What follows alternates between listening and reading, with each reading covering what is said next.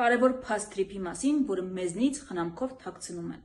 Ուրեմն ինչ է պարզվում։ Պարզվում է ԱՄՆ-ն բարձրաստիճան պետական մակարդակով բանակցում է ադրբեջանական պետական գործակալությունների հետ, որպիսի վերջիններս ներդրումներ ունենան ԱՄՆ այն մասնավոր ընկերություններում, որոնք տարբեր գործունեություն, շինարարություն կամ այլ տեսակ գործունեություն են իրականացնելու ՀՀ Սյունիքի մարզում թրիփի շրջանակներում։ Որտեղից ենք մենք սա իմանում։ Սա մենք իմանում ենք պաշտոնական հաղորդագրություններից, որը տարածվել է այն բանից հետո, երբ ԱՄՆ բարձրաստիճան պաշտոնյան, ԱՄՆ առևտրի եւ զարգացման գործակալության տարածաշրջանային տնօրենը այցելել է Բաքու եւ դրանից հետո այդ այցերի հանագումարում տարածվել են հաղորդագրությունները, որտեղ նշվում է, որ այդ պատվիրակությունը եւ անձամբ ղեկավարը այցելել է Բաքու, որպեսզի բանակցի պետական գործակալությունների հետ, որպեսզի վերջիններս ներդրում ունենան ամերիկյան մասնավոր ընկերություններում, որոնք հետո պիտի թրիփի շրջանակներում Հայաստանում գործունեություն ծավալեն։ Ինչ է սա նշանակում պարզ լեզվով։ Սա նշանակում է, որ այն ընկերությունները, որոնք Հայաստանում, Սյունիքում իրականացնելու են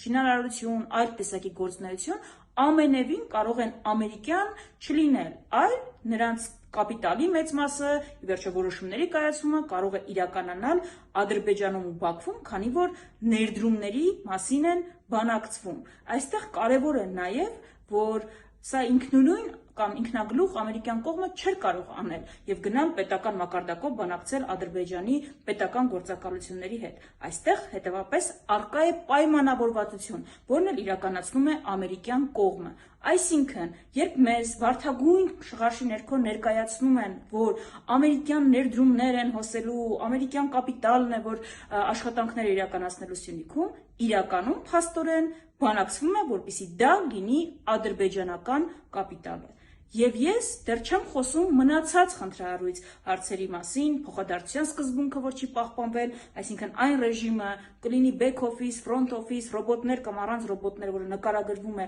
Սյունիքով անցնող ճանապարհի համար, չկա Նախիջևանով անցնող ճանապարհի համար, եւ փաստորեն Իլհամ Ալիևի այն պնդումը, որ պիտի անխոչնդոտ կապ լինի Նախիջևանի հետ, եւ պիտի հայ սահմանապահի չտեսնեն փոխադրումներ իրականացնողները կամ անցնողները այդ ճանապարհով, իրականություն է դարձել։ Ես անգամ չեմ խոսում են 76-24%-ի մասին, որտեղ մասնաբաժինը կարող է փոխվել, ամերիկյան կողմից անցնել մեկ այլ կառավարության եւ այստեղ մենք որևէ ազդեցություն իրական չենք կարող ունենալ։ Ես խոսում եմ այս փաստի մասին, որը մեզնից գաղտնի են պահում, որի մասին չեն խոսում, բայց որը շատ կարեւոր է, որպեսզի պարզ դառնա, թե որն է իրականությունը։ Այն իրականությունը, որը գործող իշխանությունը մեզնից խնամքով թաքցնում է։